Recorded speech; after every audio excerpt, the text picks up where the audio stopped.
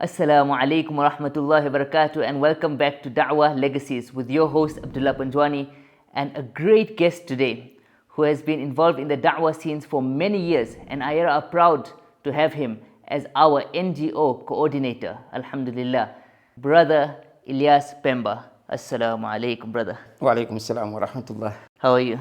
Alhamdulillah, I'm doing good. How are you? Alhamdulillah. MashaAllah. So before we start getting into all the amazing things that alhamdulillah you've done and the many years of da'wah experience you have, let's do a few quick fire questions and a few light-hearted questions. Okay. So the first question would be tea or coffee? Tea, obvious. Okay. Yeah.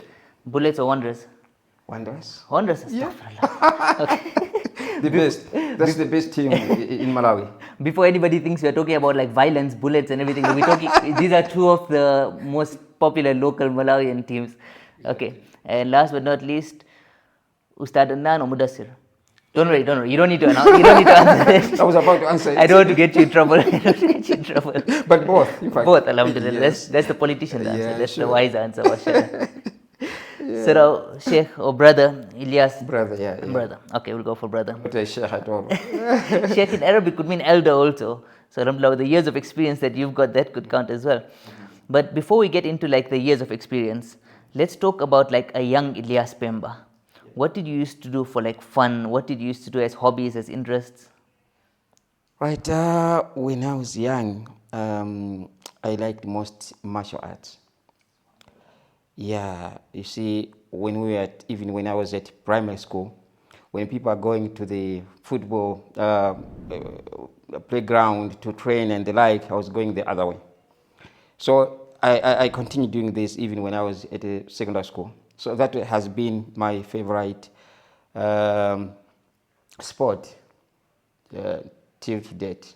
But that's very interesting. That actually makes me think, when it comes to like discipline, alhamdulillah, you're somebody that that seems to be extremely disciplined and calm in a lot of situations. I've seen like in some situations where there've been disputes and when there's been like aggressiveness around, you seem to be the person that will help calm everything down, alhamdulillah. So that makes a lot of sense. And lots of people out there may think that, okay, martial arts is all about attacking and violence and everything. But I'm sure you can also relate that martial arts is much more about discipline also, right? It's one of the most important thing that you learn there. So they teach you how to discipline yourself. Even if someone is coming to attack you, insult you, you try your best to avoid unless it comes to a point whereby you are supposed to protect yourself. That's where you start acting. Otherwise, you have to avoid violence and the like. Actually, very interesting. Yeah. And you mentioned earlier about South Africa. You seem to have had a lot of experience in South Africa. I was going through a few of your Facebook posts. Oh, okay. All the way back from 2016, 2015, mashallah. Yes. And yes. alhamdulillah, you seem to be quite well traveled in South Africa. Yes, Tell us about your experiences in South Africa. Right, I've been there for many years. I started going to South Africa, I think, in 2004. So I've been coming back, going. So until 2019, that's when I decided, said, no, I think now I have kids, I have to take care of them. The more I keep moving around, the kids, will not have someone to direct them on matters, different angles. Children need a mother and a father. When you are away and you are just sending instructions, it doesn't work like when you are there. So I decided to stay now, stay with the children at home. Yeah, at least when I'm here in the afternoon, I'll be there. I will see what they have done wrong today, see how I can correct them, teach them on how they can live as good Muslims. Yeah. Mashallah, it must be a very magical experience, going back home and Yes. And the points that you mentioned there, that you actually wanted to be more hands-on and involved. Yes. It leads me to a beautiful quote that I remember that, don't tell me what to do, show me what to do. Exactly. Especially that relationship between the children and the parents. Don't tell me what to do, show me what to do. Yeah. So when it comes to quotes, do you have any favorite like motivational quote or anything maybe from the Quran or from Hadith that will keep you going during tough times or that continuously motivates you? There are so many. But as a da'i, I cannot give the best quote than the ayah of the Quran, where Allah subhanahu wa ta'ala says, and who is better in speech than a person who calls people to Allah and does righteous deeds and say, indeed, I'm one of the Muslims. This is my best quote as a da'i, someone who invites people to Islam. This is so inspiring. When you are doing dawah and you read this ayah, you realize that, this is the best work that I'm supposed to do. Whether I have a support from someone or I don't have, the duty of doing dawah, of inviting people to Islam is on our shoulders as Muslims. Very true, mashallah, very inspirational. And as a da'i, you've obviously been to so many different places, you've been involved with so many organizations, and alhamdulillah, a lot of people may see you on the field, may see you being the interviewer. Now you're the interviewee. You're the guest now, mashallah. Yes. You're in the hot seat now. Yeah. So now, out of all those years of da'wah, or let's narrow it down to like whilst you've been with IRA, what has been one of the most memorable da'wah scenes that sticks in your mind? Right. Maybe before going to IRA, the most experienced memory that I still remember, I'll come to IRA, but let me give you a background of how I started Dawah first. The word Dawah, the first time I heard about it, it was when I was about 10 to 11 years. Back in the village, I was young then. I come from Mangochi, deep in the villages. So, as usual in the villages, my father, my uncles, and some brothers were sitting around the fire in the afternoon and discussing different stories. And one of the stories they were discussing was about dawah. So they mentioned a certain sheikh. It was a dawah function in Inchinji, in central region.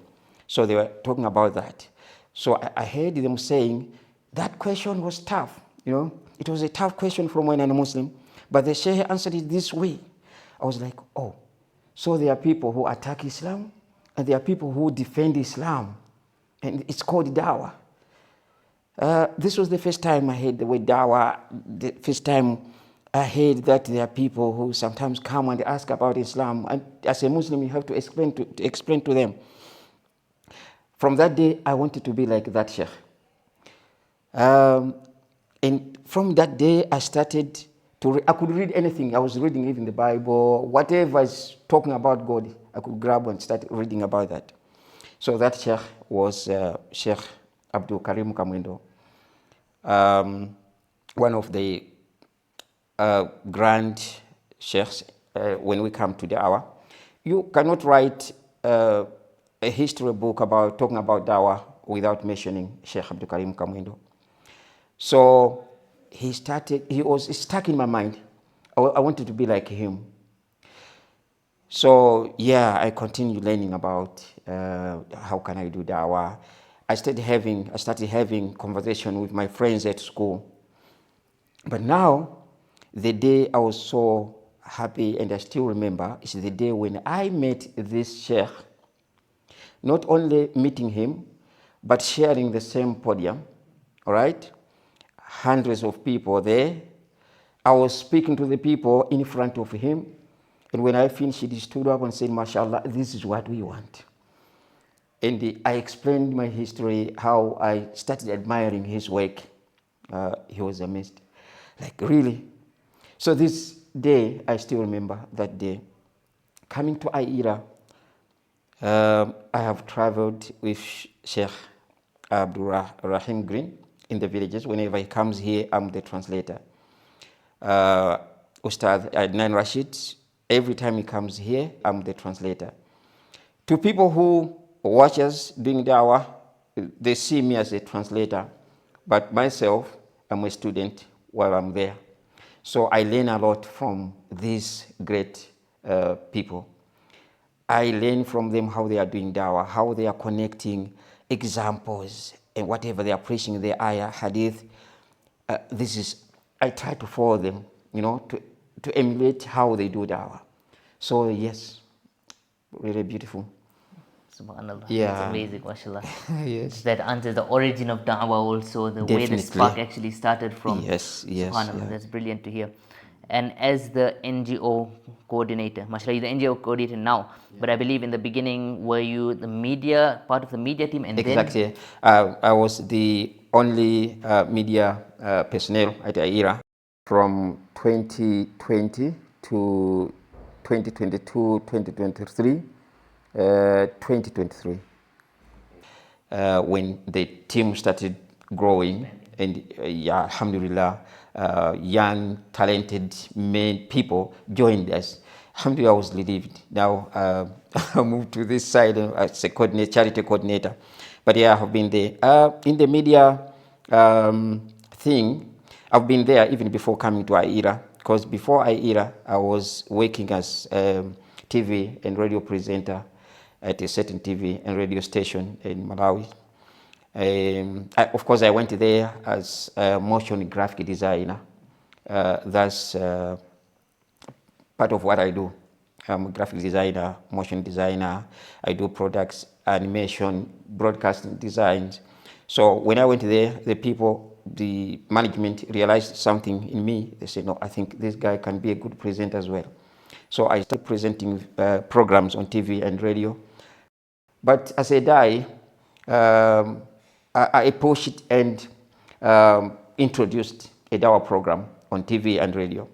It's not an Islamic TV, it's not an Islamic radio, but alhamdulillah, I managed to do that. So I introduced a program called Malemba Aktinji. What does the scriptures say? In this program, I used to bring pastors and sheikhs together and give them a topic to discuss. Very interesting. I said, whenever they are discussing, you can see me like I want to jump in. Whenever I feel like the sheikh is missing something, I was like, what should I join? But now I'm a presenter, I can't join the conversation. Yeah, so that's the media thing. I've been there even before coming to AIRA. I was actually going to bring that up. Not only are you a presenter, not only are you a person in the media and NGO coordinator, but it seems to be that you are a bit of a mediator also, in the sense that when I saw those videos on YouTube, it's actually on your YouTube channel. Yes. Where there's the pastor versus the sheikh. Yes. Right? There's 3 or 4 videos on the YouTube channel regarding that. And not only on YouTube, you seem to be a bit of a TikTok sensation, mashallah. 15.7 thousand followers on TikTok. Subhanallah. Talk to us about that. Yeah, alhamdulillah. You know, I understand. I should say I believe that da'wah is not only when you are on the ground talking to people directly. You can do da'wah even when you are in your house. Even when you are sleeping, you can do da'wah. So when I was in South Africa, because before going there, I was belonging to a certain da'wah group. I've been to certain da'wah groups, started da'wah groups. So when I went there, I was like, I can't just say I'm a dai. So I created a Facebook page, a YouTube channel, where I was debating with people, posting. I even recorded some CDs, just to make sure that the message of Islam was reaching people out there. So similarly, this is what I'm also doing on TikTok. So what I'm trying to say is that you can preach even while you are sleeping, because if you record something and you put online, even when you are sleeping, a person comes and gets inspired. People are embracing Islam through the message that you gave, and you don't know that people are accepting Islam. I have received calls in the past that I listened to your audios, and alhamdulillah, I accepted Islam. I'm now a dedicated Muslim. Imagine how you feel in that kind of situations. So yeah. MashaAllah, that must be a very magical and special experience. Alhamdulillah. Now, going back to the da'wah scene, like I said, we've traveled to so many different places. You've mentioned it also, and you must have seen so many different like da'wah experiences, not only yourself, but with the international team, with the local team. Is there any one episode, like an interaction with somebody that you might have had, or like a mega mass da'wah, or anything that you might have seen, which you could tell us about, like something that's the most memorable one? Yes, the most memorable scene that I can remember is not necessarily on the dawah ground or dawah venue, but when somebody was given dawah by some of our team members, and the person accepted Islam. So the person asked he was a coordinator, he asked the coordinator, say, I want to meet someone from your office. So it happened that we went that side for it was a retreat program. I met, he was a chief, a village chief. So I met him. He started asking me questions like, you have done dawah, people have accepted Islam. Are you people willing to just plant seeds and live without watering the seeds? I said, I don't know, I don't understand what you're saying. So he said, we took Shahada and you left. How do you think we are going to learn Islam? How do you think we are going to be strong? The way he was speaking, tears started coming from me, I was like, wow, someone who has just accepted Islam has this kind of, I could feel we are not doing enough. Okay? The other incident that I can remember is when Sheikh Green came to Malawi. We were somewhere in Zomba giving dawah. The way he connected, because he was a Christian, he was born and raised up from a Christian family.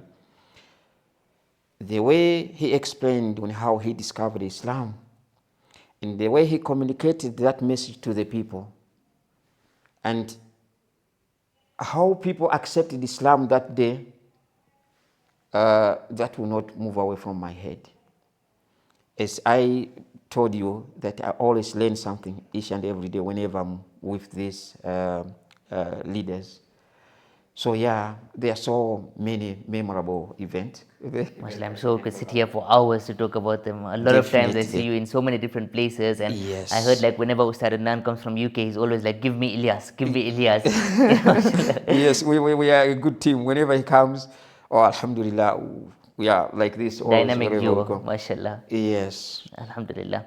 Now, we talked about so many of the different organizations you've been involved in, the different movements, da'wah movements. Out of all of them, what attracted you most to Ayera? Right. So the first time I heard about Aira, it was on YouTube. I was watching a certain video when Sheikh Green was in Dilangwe. I think that was the first Dawa function he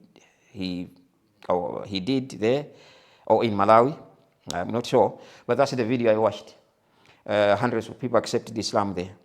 Now, the way he was doing, after watching that video, I saw another video from the team, the UK team, explaining about Gorab.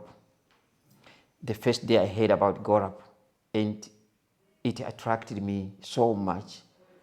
It simplifies everything whenever we talk about Dawa. The way it's a good methodology. So these people, this is how they do Dawa. I've been into Dawa, I've been doing Dawa, but this way of doing Dawa is so special. I was in South Africa by that time. So when I came here, when the team, I think there were only 5 people working for IERA in the 2017, 18, up to 2020. So IERA wanted to expand the team. So there was an advert that they want to recruit more Duat. And when I saw that, I was like, yes, now this is my time. So yeah, I attended the interview and alhamdulillah I was taken. Yes, that's how. Mashallah. No, that's fantastic to hear, Yeah. mashallah. I'm sure we can go on and on to talk about all the amazing experiences, special moments that you've had, not only with Ayera, but like you said, you've got a wealth of experience in so many different places, in South Africa, in Malawi. And I've always wondered, how do you manage to squeeze in time or manage your time? You've got so much going on, mashallah. You've got the family time, of course, then you've got Ayera time, and then you've got so many places to go. So how do you manage to balance everything? Yeah, I was lucky that being in the media team means being in the marketing team. So as a marketer, I've learned a lot from the seniors at IERA through different courses and YouTube videos on how you can manage your time. So alhamdulillah, through that, I managed to say, no, I should do this at this particular time. I should have this time with my family. This time, I should do this. So when you are used to do that, it's much easier, alhamdulillah. So it's not a burden anymore. Yeah, it has been a burden in the past, of course. I've struggled a lot to get used to it. Right. MashaAllah. May Allah always keep you happy and smiling. You've got a priceless smile that I've told you so many times. The $1 million smile man, MashaAllah. May Allah always keep you happy. May Allah bless you infinitely in your health, your wealth, your ilm, your time and your family. And may Allah take you from strength to strength in this world and the next. Ameen. Jazakallah khair for everything. Shukran kathir.